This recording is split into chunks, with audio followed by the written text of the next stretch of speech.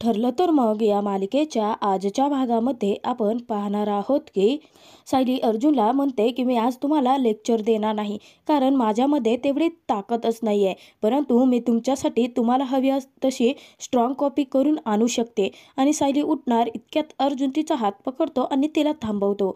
तेव्हा सायली लाजूनच अर्जुनकडे पाहायला लागते. तर त्यानंतर अर्जुन सायलीला सूप भरवतो. तेव्हा सायली अर्जुनला एक प्रश्न विचारत म्हणायला लागते की मी तुम्हाला सर्व काही माहिती सांगितली नाही, परंतु तुम्ही माझ्या किडनॅपिंग मागे महिपतीचा हात असल्याचं कसं काय ओळखलं सर? तुम्हाला अंदाज आला होता का आधी? तेव्हा अर्जुन म्हणतो की या सर्व कारस्थानामागे महिपतीचाच हात आहे, याच्यावरती माझा पूर्ण विश्वास होता. तेव्हा सायली म्हणते, परंतु सर मग तुम्ही खालती सर्वांना असं खोटं का सांगितलं? तर अर्जुन म्हणतो, मिसेस सायली, आपण जर खरं त्यांना सांगायचा प्रयत्न केला असता तर त्यांनी त्याच्यावरती विश्वास ठेवलाच नसता. पूर्णाजी डॅड या दोघांचाही या गोष्टीवरती विश्वास बसलाच नसता. आणि त्यानंतर आपण काही सांगण्याचा प्रयत्न जरी केला असता तर वाद वाढत गेले असते आणि हेच नको होतं मला. तेव्हा सायली म्हणते, परंतु सर आपल्याला सर्व काही माहिती असून सुद्धा आपण आपल्याच माणसाचे खोटं बोलायचं. तेव्हा अर्जुन म्हणतो की मिसेस सायली, हे एक युद्ध आहे आणि युद्धामध्ये जे काही होतं ना ते सर्व काही ब्रेनमध्ये ठेवायचं, आपल्या हर्टला सुद्धा ते कळू द्यायचं नाही. तेव्हा सायली म्हणते, सर परंतु आपण आपल्याच माणसाची हे खोटं बोलत राहायचं की मी तुम्हाला मंदिराच्या मागच्या बाजूला बेशुद्ध अवस्थेत सापडले. तेव्हा अर्जुन म्हणतो, हो, कारण आपल्या घरातील आपलीच माणसं आहेत, परंतु त्यातील काही माणसं ही महिपतीच्या बाजूने आहेत आणि महिपतीला जराशी खुणखुणी जरी लागली की आपण त्याच्या विरोधात पुरावे गोळा करतोय तर तो अलर्ट होईल. आपण महिपतीला फक्त कन्फ्यूज ठेवायचं. आणि मिसेस सायली, आता तुमच्या बाबतीत मला कोणतीही रिस्क घ्यायचीच नाही, कारण जर महिपतीला सर्व काही सत्य समजलं तर तुमच्यावरती तो परत अटॅक करू शकतो आणि मला आता तुम्हाला काही झालेलं सहन नाही होणार. अर्जुनच्या तोंडून पडले त्या वाक्याने सायली प्रेमाने एकटक अर्जुनकडे पाहतच राहते. तर अर्जुन तेव्हा म्हणतो, तुम्ही असे माझ्याकडे का पाहताय? तर सायली म्हणते, परंतु सर. तेव्हा अर्जुन तिला शांत बसण्यासाठी सांगतो आणि तिला आराम करण्यासाठी सुद्धा सांगतो. तर इकडे तोपर्यंत प्रियाने खूप मोठ्या सत्याचा बॉम्ब फोडलेला असतो. तर प्रिया आता अर्जुनने जे काही खोटं कारण सांगितलेलं असतं, सायली बेशुद्ध अवस्थेत त्याला मंदिराच्या मागे सापडली, तेच कारण इथे महिपती आणि साक्षीला सांगते. तेव्हा त्या तिघांनाही खूप मोठा धक्का बसलेला असतो. तर साक्षी म्हणते, परंतु अर्जुन असं का म्हटलं असेल घरच्यांना?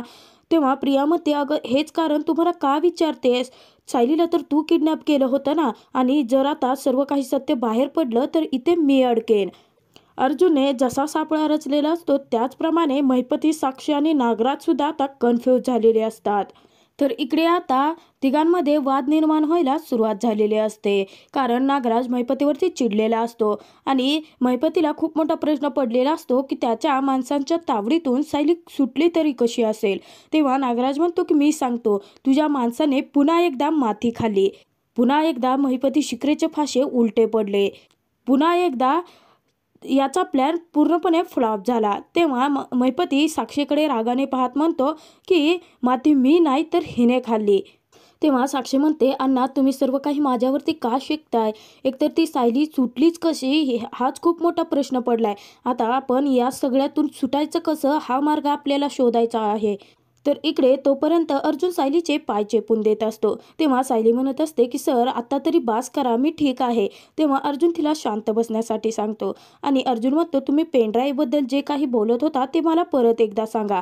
परंतु सायली इतकी थकून गेलेली असते की ती डायरेक्ट झोपी जाते. तर तिकडे आता अर्जुन आपल्याच समोर येऊन आपलं काय करेल याची भीती महिपती, साक्षी आणि नागराज यांना लागलेली असते. तर महिपती आता सर्व काही पुरावे नष्ट करण्याच्या मार्गावरती असतो. त्याने त्याच्या 2 माणसांना सायलीला ज्या गोडाऊनमध्ये ठेवलेलं असतं तिथले सर्व काही पुरावे नष्ट करण्यासाठी सांगितलेलं असतं. तेव्हा नागराज म्हणतो की सर्व काही काम चोख झालं पाहिजे, त्या अर्जुनच्या हाती काही लागता कामा नये, नाहीतर तो आपलं काय करेल सांगता येणार नाही. तर इकडे सायली झोपलेली असते. तेव्हा अर्जुन सायलीकडे पाहायला लागलेला असतो आणि त्याला ते क्षण आठवतात जेव्हा सायली घाबरलेली असते आणि डायरेक्ट जाऊन अर्जुनला मिठी मारते. तेव्हा अर्जुन म्हणतो, ती मिठी तुम्ही घाबरून मारली की प्रेमाने? परंतु मला असं वाटतं की ती मिठी तुम्ही प्रेमानेच मारली असायला हवी. खरं तर प्रेम म्हणजे ही गोष्ट मला तुमच्यामुळे समजली मिसेस सायली. तर अर्जुन सायलीकडे एकटक पाहत म्हणायला लागतो की तुम्ही कधी माझ्या प्रेमात पडाल का मिसेस सायली. आणि त्यानंतर अर्जुनचा चेहरा पडतो आणि तो स्वतःशीच म्हणतो की तुम्ही 1 वर्षानंतर माझ्या आयुष्यातून मला सोडून निघून जाल का मिसेस सायली. तर तिकडे तोपर्यंत महिपतीने सांगितल्याप्रमाणे त्याची माणसं आता सायलीला ज्या खुर्चीला बांधून ठेवलेलं असतं, जी दोरीने बांधून ठेवलेलं असतं, ते सर्व काही आणून महिपतीसमोरच त्याची राखरांगोळी करतात. पूर्णपणे ते पुरावे जाळून टाकतात. तर महिपती आणि साक्षीला असं वाटायला लागलेलं असतं की हे पुरावे नष्ट केले म्हणजे अर्जुन त्यांच्यापर्यंत पोहोचूच शकत नाही. परंतु मेन पुरावा म्हणजे तो पेन ड्राईव्ह सायलीने अगदी सेफ जागी लपवलेला असतो आणि अर्जुन अचूकपणे त्या पुराव्यापर्यंत पोहोचणार असतो. तर त्यानंतर सकाळी आता प्रिया लवकर उठून मुद्दाम पूर्णाजीच्या समोरच उगाचच नाटक करत सुभेदारांच्या किचनमध्ये काम करायला लागलेली असते. तेव्हा प्रताप कल्पनाला म्हणतो की आज ना दिवस खूप छान आहे. नाहीतर बघावं तेव्हा कल्पनाची रडारड सुरूच असते. तेव्हा कल्पना म्हणते की अहो असं काय बोलताय, आता माझी सून परत आली ना, मी अजिबात रडणार नाही. तेव्हा तिथे प्रियाचा चेहरा पडतो. तर अस्मिता प्रियाला म्हणते की अगं तन्वी किती काम करणार आहेस, ये ना इकडे आपण सर्वजण बसून कॉफी पिऊयात. तेव्हा प्रिया सांगते की मी अर्जुनसाठी त्याला हवी तशी स्ट्रॉंग आणि कमी दुधाची कॉफी बनवून देते. हे सर्व काही सायलीने ऐकलेलं असतं आणि सायली डायरेक्ट जाते ते प्रियाच्या समोर किचनमध्ये. तेव्हा प्रिया सायलीची उगाचच विचारपूस करत म्हणायला लागते की अगं सायली, तुला इथे येण्याची काही गरज नव्हती. तुझी तब्येत ठीक आहे ना? मी ना अर्जुनसाठी कॉफी करते आहे, तू चहा घेणार आहेस की कॉफी. तेव्हा सायली आता सडेतोड उत्तर देऊन प्रियाला तिथे सर्वांसमोर चांगलं तोंडावर पाडते. सायली म्हणते की आश्रमात असल्यापासून मी चहाच घेते, हे तुला माहीत असायला हवं प्रिया. परंतु त्यावेळी तू आश्रमात साधं स्वयंपाकघरात पाऊलसुद्धा टाकलेलं नव्हतं, मग तुला कसं माहिती असणार ना सर्व. तर सायलीने प्रियाचं अगदी तोंड बंद केलेलं असतं. ते पाहून कल्पना मात्र जाम सायलीवरती खूप खुश असते.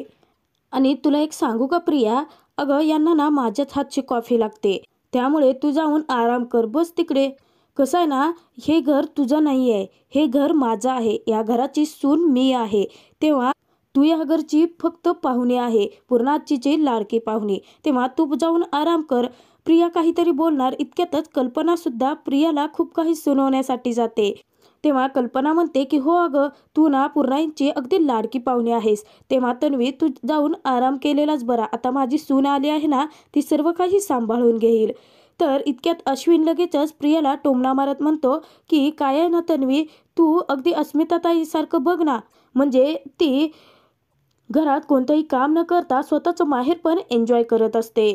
तेव्हा अस्मिताला राग येतो आणि ती अश्विनला म्हणते शेवटी तू माझ्यावरतीच येऊन घसरलास ना. तर लगेचच आता पूर्णाची प्रियाला बोलावून घेते. तेव्हा प्रिया रागाने जाऊन पूर्णाचीच्या जवळ बसते. तर कल्पना सायलीला म्हणायला लागते की तुझी तब्येत ठीक आहे ना, उगाचच दगदग करू नकोस. तेव्हा सायली म्हणते की मी ठीक आहे आई, आणि मी यांच्यासाठी कॉफी घेऊन जाते. तेव्हा सायली कॉफी घेऊन जाते अर्जुनसाठी. तर तोपर्यंत प्रिया स्वतःच्या मनाशीच म्हणायला लागते की त्या मूर्ख साक्षीला साधी एक किडनॅपिंगसुद्धा जमली नाही. ती सायली आमच्या आयुष्यातून निघून गेली असती तर मी आणि अर्जुनने हे घर किती छान सांभाळलं असतं. तर इकडे अर्जुन अचानकपणे लगेचच जागा झालेला असतो. इतक्यात सायलीने त्याला कॉफी घेऊन आलेली असते. अर्जुन जेव्हा सायली स्वतः कॉफी घेऊन आले हे पाहतो, तेव्हा अर्जुन लगेचच सायलीला म्हणायला लागतो की तुम्ही दगदग का करताय, तुमची तब्येत ठीक नाही आहे ना, तुम्ही बसा बरं इथे. तेव्हा सायली म्हणते सर मी ठीक आहे. तर अर्जुन म्हणतो कसं ठीक आहात मिसेस सायली, तुमच्या सोबत जे घडलं आहे ना त्यामुळे एखादा माणूस ट्रॉमामध्ये सुद्धा जाऊ शकतो. माझा ना एक मित्र आहे, मी तुमच्यासाठी त्याच्याकडे थेरपीची चौकशी करतो. आणि अर्जुन उठणार इतक्यात सायली त्याला थांबवते आणि म्हणायला लागते ऑलरेडी माझी थेरपी सुरू झाली आहे. आपल्या माणसांमध्ये राहणं, मला घरातली आवडतात ती कामं करणं आणि त्यानंतर तुमच्यासाठी ही स्ट्रॉंग कॉफी बनवणं. त्यानंतर सायली अर्जुनला म्हणते खरं तर हा अनुभव न विसरण्यासारखाच आहे माझ्यासाठी. तेव्हाच अर्जुनला सुद्धा घडलेला तो सर्व काही प्रसंग आठवायला लागतो. आणि मला याची खात्री होती सर की तुम्ही मला वाचवायला नक्की येणार. तेव्हा अर्जुन हसायला लागतो आणि अर्जुन म्हणायला लागतो बाय द वे, तुम्ही काल रात्री झोपेत काहीतरी पेनड्राईव्हबद्दल बोलत होता ना, आता तुम्ही ठीक आहात म्हणजे मला सर्व काही सांगू शकता तर सांगा. तेव्हा सायली सांगते की सर तो पेनड्राईव्ह खूप महत्त्वाचा आहे, तो मला खरं तर संतोष दादांनी दिलेला होता. तो पेनड्राईव्ह म्हणजे खूप मोठा पुरावा आहे आपल्यासाठी. आणि सायली घडलेला सर्व काही प्रसंग अर्जुनला सांगते. तर सायलीने सर्व काही पेनड्राईव्हबद्दलचं सत्य सांगताच अर्जुन मानायला लागतो, परंतु तो पेनड्राईव्ह तर तुमच्या पर्समध्ये असेल ना, आणि ती पर्स केव्हाचीच महिपतीच्या हाती लागली असणार आणि तो पेनड्राईव्ह त्याने डिस्ट्रॉयसुद्धा केला असेल. आपल्या हातून खूप मोठा पुरावा निसटला मिसेस सायली. तेव्हा सायली म्हणते की सर, अजिबात असं काही घडलेलं नाही, कारण मी ठरवलं होतं काही जरी झालं तर तो पेनड्राईव्ह महिपतीच्या माणसांच्या हाती लागूच द्यायचा नाही. म्हणून मी तो पेनड्राईव्ह तिथेच एक बाईक उभी होती आणि त्या बाईकच्या पॉकेटमध्ये टाकला आहे. तेव्हा अर्जुन खूप खुश होतो आणि सायलीचा अचानकपणे हात पकडतो आणि तिचं वर कौतुकाचा वर्षाव करतच चाललेला असतो. जेव्हा अर्जुनने सायलीचा हात पकडलेला असतो तेव्हा सायली खूप ऑकवर्ड झालेली असते आणि सायली अर्जुनकडे पाहायला लागते, परंतु अर्जुनला याची जाणीवच झालेली नसते. तर त्यानंतर अर्जुनच्या जेव्हा लक्षात येतं, तो जेव्हा भानावर येतो तेव्हा पाहतो तर त्याने सायलीचा हात पकडलेला असतो आणि सायली अर्जुनकडे पाहते. हे लक्षात येताच अर्जुन पटकन सायलीचा हात सोडतो. तर पुढील भागात आपण पाहणार आहोत की सायलीने त्या बाईकचा नंबर ॲक्युरेट लक्षात ठेवलेला असतो आणि तो नंबर जेव्हा अर्जुनला सांगते तेव्हा अर्जुनच्या लक्षात येतं की ती बाईक तर चैतन्याची आहे आणि अर्जुन चैतन्याच्या बाईकचा फोटो दाखवता क्षणी सायली म्हणते, हो सर, ही तीच बाईक आहे, परंतु हे तुम्हाला कसं समजलं? तेव्हा अर्जुन म्हणतो, ही बाईक चैतन्याची आहे. त्यानंतर साक्षी आणि चैतन्य फिरायला गेलेले असतात तेव्हा अर्जुन त्यांचा पाठलाग करतो आणि साक्षी आणि चैतन्य जेव्हा तिथून बाईक लावून निघून जातात तेव्हा अर्जुन आता त्या बाईकच्या पॉकेटमध्ये पेनड्राईव्ह शोधण्याचा प्रयत्न करत असतो. तर आता अर्जुनला तो पेनड्राईव्ह मिळणार का आणि त्या पुराव्याच्या आधारे अर्जुन आता प्रतापची केस कशी लढणार आणि महिपती साक्षीला त्यांच्या गुन्ह्यांची शिक्षा कशी मिळवून देणार, हे आपण येणाऱ्या भागातच पाहणार आहोत.